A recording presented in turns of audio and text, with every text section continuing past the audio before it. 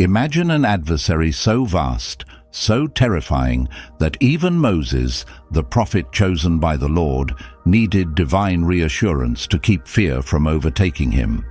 This enemy bore a name, a royal seat, and a bloodline reaching back to the most dreaded giants mentioned in holy writings. His name was Og, ruler of Bashan, a descendant of the Rephaim, a race cloaked in mystery and awe. Few truly know the account of this fearsome sovereign, whose presence alone could unnerve the boldest hearts. Today, you will see why the conflict with him was more than a clash of weapons. It was also a spiritual test. Get ready to uncover the hidden story behind the final giant of the Old Testament. From the earliest layers of sacred memory, one name echoes like a warning of raw power and otherworldly menace: Og. His name, tied in Hebrew to the idea of enormous size, is not a figure of speech, but a literal picture of what he embodied. Og was far from an ordinary monarch. He reigned over the Amorites, a mighty nation occupying the land of Canaan, already mentioned in Scripture since the time of the patriarchs. What set him apart was not only political rule, but also the blood that coursed through his veins, the line of the Rephaim, the ancient giants who walked the earth before the promises to Abraham had even begun. His existence itself was proof of what the Scriptures describe as a struggle between human beings and creatures whose roots reached back into the mysteries of the earliest age. Yet this giant's destiny was not to end in triumph. His fall, carefully preserved in the sacred accounts, occurred in Edrei, a desolate place marked by the silence of the wilderness. Many researchers identify this city with modern-day Dara in Syria. It was there that Israel's army, led by Moses, faced Og and his troops. This was no routine clash, for such a sight shakes even the strongest heart. More than bravery was needed. What mattered was certainty that God was near. At that moment, Moses received words from the Lord that have lifted even the weakest soldier. Do not be afraid. Still, Og's figure did not disappear with his death. His memory stretched far beyond, remaining alive not only in biblical record, but also in literature and imagination across generations. John Milton, in his timeless poem Paradise Lost, brought him back to life and connected him with the Nephilim, the giants born from the union of divine beings and human women described in Genesis. Through Milton's words, Og's name echoed once more, reminding humanity of a realm that seemed to surpass ordinary human limits. The timeline of Scripture points us to around 1440 BC, when Moses was guiding Israel toward the land promised to them.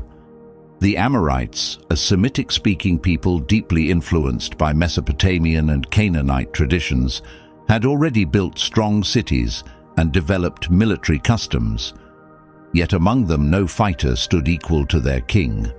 Og was the very picture of menace, a towering figure among mortals, a ruler who bore in himself the heritage of ages and the might of countless fighters. Strikingly, his memory crosses beyond biblical borders. In Islamic tradition, he is also mentioned, described as a man reaching nearly 13 feet in height.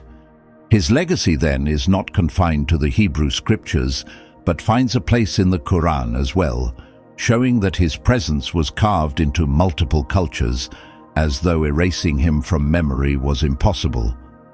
For those still uncertain about his enormous size, the biblical record is clear. In Deuteronomy 3:11, we read about his iron bed, a detail that goes beyond simple historical curiosity. Its measurements were 9 cubits long and 4 wide, which today would be between 13.8 and 14.8 feet in length and nearly 6 feet in width. A bed built on a colossal scale, designed to hold a body of unnatural dimensions, and at the same time a symbol of the threat so great that only God could bring it down through his people. It is easy to imagine how stunned the Israelites must have been when they saw such an enemy. This was a man who seemed born out of myth rather than history, a presence so immense that even the strongest warriors felt fear. He was a king whose bed itself became an enduring reminder of his stature, and whose defeat, sealed by the hand of the Almighty, left an indelible mark on Israel's story.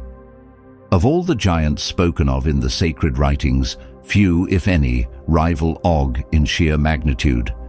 He was not simply a monarch among nations. He stood as a fragment of a forgotten world, an echo of pre-flood powers, when giants still roamed and opposed divine intent. The Bible affirms that Og was part of the people known as the Rephaim, a name linked repeatedly in the scriptures, like Deuteronomy 3 and Genesis 14, with an ancient, ominous race, a lineage of giants whose existence seemed beyond human comprehension. The Rephaim were not only vast in size, but also cloaked in secrecy. They were perceived almost like beings from legend, terrifying in form and power, survivors of an age preceding the order of the present world. Yet their very name carried something even darker. In Hebrew, Rephaim literally means the dead, or in some readings, the restless dead. This unsettling title points to the belief that these beings had perished in the flood, wiped from the earth by the waters as punishment for their corruption. And still, they returned, they re-emerged, they endured long after they should have disappeared. Thus, they were seen as the dead who continued to walk, cursed remnants of a judgment not fully completed. Survivors of an age God sought to end, with the King of Bashan described in Scripture as one of the final heirs of this extinguished race. A living echo of a line of giants that should have vanished from the plans of the Most High. Og's rule over the Amorites, descendants of Canaan, carried more than political weight. It carried symbolism. It was as if behind his throne lurked an older, almost primal force pushing back against the progress of God's plan. Even in Abraham's time, the Rephaim were already fading. They had grown scarce, retreating into valleys and mountains. Yet, even on the edge of extinction, their name still evoked dread. By the era of Moses, only a handful remained. Among those survivors, Og rose above all as a living monument of the age of giants. His name is wrapped in mystery, appearing not only in biblical accounts, but also in writings outside of Scripture. Within the Dead Sea Scrolls, fragments refer to an apocryphal work of great fascination, the Book of Og, king of the Rephaim giants. Though incomplete and filled with uncertainty, this text hints that Og's tale stretches back further and into darker realms than expected. Ancient Jewish traditions amplify the enigma. In some rabbinic legends, Og is portrayed as having survived the Great Flood itself. Rabbi Rashi recounts that Og begged Noah for deliverance, clinging to the ark as the storm unleashed its fury. Out of mercy, Noah allowed him to remain, not sheltered inside, but clinging outside, receiving food through an opening while the waters consumed the earth. Though not part of the biblical canon, this story is echoed in other Jewish traditions. Og, the giant, was said to endure for thousands of years, spanning ages and watching nations rise and collapse. He appeared nearly immortal, existing still in the time of Moses. A warrior far too ancient to continue, yet too formidable to dismiss. The portrait that emerges is not only of vast size, but of meaning. Og was more than a monarch. He embodied resistance to time, a living reminder of past judgments, and a threat to the unfolding of God's design on earth. He was a remnant of a world already condemned by God, and yet somehow it clung on. In the legendary Book of Og, whose existence is linked to the mysterious scrolls found at Qumran, a narrative appears that defies the laws of nature. Og is described as having lived about 3 millennia, crossing eras from the antediluvian age all the way to Moses. The tale recounts that when the flood waters began to cover the land, Og climbed the tallest mountain, seeking to escape the divine sentence. But the waters kept climbing. They rose above the peaks. Then, with endurance beyond any human, the giant swam through the waves, gripping enormous floating cedars, surviving through endless days with no food, no drink, sustained by a primal force believed to be supernatural. Some scholars have compared this endurance to the hibernation of animals, suggesting Og might have entered a dormant state, enabling survival through harsh extremes. Another account, even more astonishing, survives in hidden mystical traditions. Og, anticipating calamity, was said to have constructed his own vessel, not a mere copy of Noah's Ark, but an enormous creation, fitting his immense stature and might. Using the towering trees of Bashan's forests, whose cedars were famed for strength and endurance, he supposedly designed a ship large enough to shelter himself, fellow giants, and the creatures that roamed the fertile land. A monumental ark built by giant hands, drifting alone above divine judgment. Yet the enigmas do not stop there. Even darker traditions question both chronology and nature. Certain old Jewish writings and mystical readings suggest Og was not alive before the flood, but appeared afterward, born from the forbidden union of a fallen watcher cast from heaven and a mortal woman. Other strands of this belief claim his beginnings came through a demon's bond with a pagan priestess, producing a hybrid both mighty and cursed. This theory echoes a line in Genesis 6, which describes the Nephilim existing before and after the flood, a subtle but troubling sign that the giant's bloodline endured. In these accounts, Og was no simple survivor. He was the return, a renewed breed of giants, direct heirs of rebellious spirits who once sought to twist creation. His very existence was a defiance of the divine order, and for that reason, he was allowed to remain only until the destined moment when he would face the chosen nation. His rule was set in Bashan, a land of beauty and richness, with fertile fields and thick woods standing against the shadow of their ruler. Bashan thrived, ideal for herds, well known for livestock, and supported by vast natural resources. Its cedars especially were treasured, serving both in noble works and sacred rites. The earliest biblical reference to Og, or at least to his kin, appears in Genesis 14:5, where King Chedorlaomer of Elam, joined with other rulers, launched war against the Rephaim in Ashtaroth Karnaim, perhaps Og's dwelling. Though often ignored in casual readings, this passage unlocks the age and strength of the giant's heritage. Ashtaroth Karnaim, also called Ashtaroth Serum or simply Karnaim, is cited in the Old Testament as a strategic city at the crossroads of today's Israel, Palestine, Jordan, and Syria. It was a center of influence, and under Og's authority, it grew into a fortress resisting God's will. In that land, ruled by a giant, history unfolded. For even though Bashan was fruitful, splendid, and prosperous, its governance embodied all that had been condemned in the ancient age, and for that, it became the stage for one of the greatest clashes between heaven and flesh. When the Israelites, led by Moses with steady resolve, moved closer to the Promised Land, they faced a daunting challenge. Bashan, the fertile and mighty realm ruled by Og, the final survivor of the Rephaim giants. There, among the fertile valleys and broad fields of that giant's kingdom, the story took a decisive turn. The ruler of Bashan refused to yield before Israel's advance. Instead, he gathered for war, intent on blocking the promises God had sworn to Abraham, Isaac, and Jacob. Yet the Lord spoke to Moses, saying, "Do not be afraid of him, for I have already handed him, his people, and his land into your power."